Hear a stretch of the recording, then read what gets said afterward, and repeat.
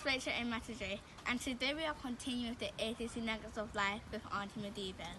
Today's letter is R, and the word is Romans. Stay tuned and enjoy.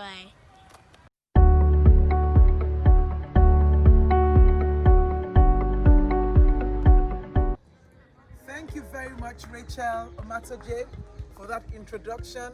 God bless you. And with us today is Debbie Willoughby.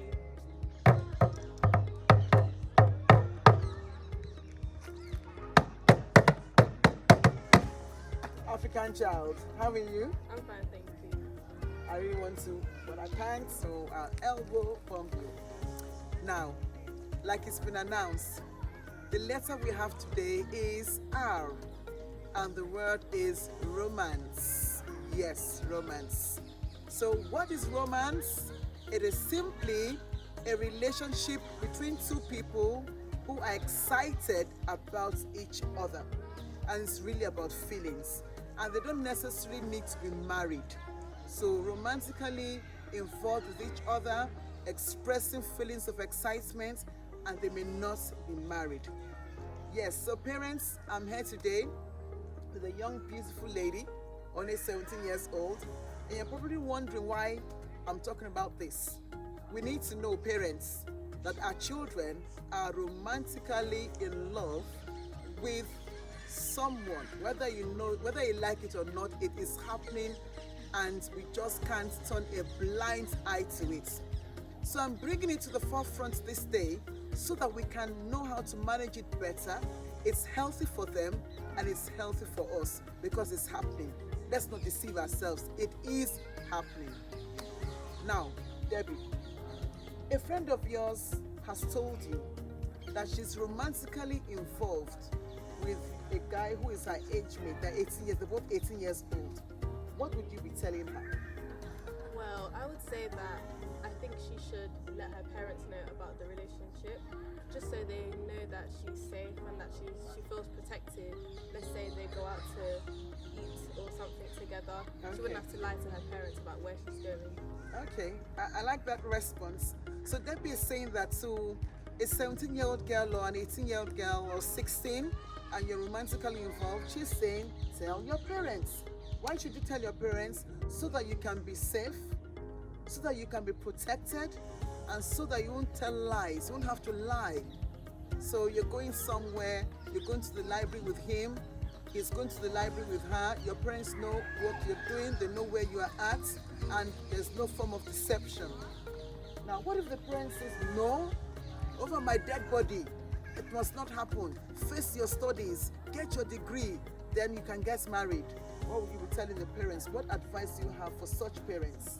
Well, I believe that such parents should have more of an open mind on this type of relationship. So, especially my age now, there are more people getting into relationships, and it may not be what they think. They straight away go to the fact that they're having a sexual relationship, which is not always the case. Okay, so it's not always the case. But we adults believe that because these people are young, 14, 16, 17, they're young. When two young people are together, their hormones go at a rampage. The hormones are hot and they want to touch each other, and one thing will lead to another, and it ends up in a sexual relationship. That's basically the fears of the parents. So are you saying that it is possible for them to be romantically involved and not have sex? Yes, I'm saying. It's possible. Okay, I believe that it's possible as well. But just to put the minds of the parents at rest, I think something should be done, and I'll just discuss it with you. I know of a couple. They're now married, happily married. They've got 3 children, but they were very young when they started their relationship. The guy was 14 years old and she was 13. So the minute their parents found out that they were involved like that, they had a meeting. So the 6 people, that the 2 parents of the brother and both parents of the girl and the boy and the girl, they sat down, the 6 of them sat down, and they said, fine, it is obvious that both of you love each other, but you're still in school and you're still young. Now, can you tell your son not to get our daughter pregnant? And can you always make sure that both of you are never ever alone together? and that was what worked for them. So the guy would go to the girl's house to do his homework, and she would do the same. They eventually went to, they did their A-levels and eventually went to uni, graduated, and they got married and they had children. So that's a good thing. So what do you think about that? Always making sure that they are not alone together. What do you think that would be a good compromise? I think it's a fair compromise. Yes, to tell their parents and to make sure that they're never ever left alone. Now, parents can trust their children, but they don't trust the other guy. They can trust their son, but they don't trust the other girl. Maybe the girl is out to have a sexual relationship, or the boy is out to have a sexual relationship. You trust your children, but you can't trust someone else's child.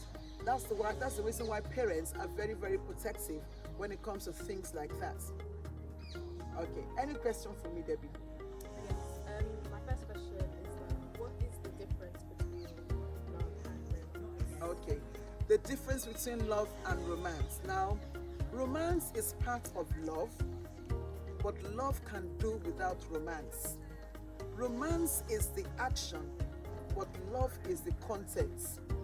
Romance can fade away, but love is forever, love is faithful, and love is fervent. So there's a big difference between romance and love. Now, in romance, you're excited when you see the pretty lady. In romance, you're excited when you see the tall, handsome, dark gentleman. But with love, without makeup, the love is still there. Without the six packs, the love is still there. Without the bouncy hair, the love is still there. But with romance, it can easily fade away. It can be circumstantial based on what is seen and what is happening at the moment. Have I answered your question? Okay. Any other question? My second question is Yes. that in, let's say, a relationship with people at a young age, what do you think is a good way to keep the romance alive? Okay. So young people, yes, the young people are romantically involved. How do you keep it alive? First of all, make sure that he is a Christian. She is also a Christian. Because if you're both Christians, at least the Bible guides you. You go to church. You know what's right and what's wrong. And with the help of your parents are also aware of the relationship. And thirdly, make sure you're not alone together. So first of all, make sure that he or she is a Christian. Secondly, your parents are aware, nothing is hidden from them. And thirdly, you know that this is the person you want to be romantically involved with, but you make sure that everything is kept open. You draw the lines. You say to him, this is how far we are going to go. And she says to him, and he says to her as well, that no matter what is happening, this is how far, these are the boundaries. So set boundaries for yourself. So how do you keep it alive? You keep it alive by communicating well. Text messages are exchanged at the right time. And if there's going to be a delay, whenever you meet, explain why you had to delay. Maybe you were busy with your parents, or you had to finish off your coursework, and you shouldn't get angry. And she should also be understanding, because your priority at that point in time is your education. Then secondly, it's his birthday. Remember to send him a card. She has just passed her exams. Take her out to Nando's. He has just passed his driving test. Take him out for a meal at McDonald's. Spice it up. You don't like McDonald's? Or somewhere. I don't know where you guys go to. Or maybe, thank God, it's Friday, TGIF. Take him out to TGIF, or take him somewhere nice. That's how to fuel the relationship. And when there's been a heated argument, be quick to apologize. Oh, I'm so sorry for what I said the other time. I'm sorry for snapping at you in the presence of our friends. I'm sorry for raising my voice. I really shouldn't have forgotten your birthday. Oh, I'm so sorry. Apologize, resolve it, and move on. And also, because you're both Christians, pray together. Find time to pray. The prayer could be for 10 minutes, it could be for 5 minutes, but let there be, prayers. Prayers must take place. Share scriptures together, and that's how to keep it alive. I hope I've answered your question. Yes, you have. Thank you Okay. very much. Thank you. So, I think that's it from us today. No other questions. And I'm going to hand over to Rachel Omatoje.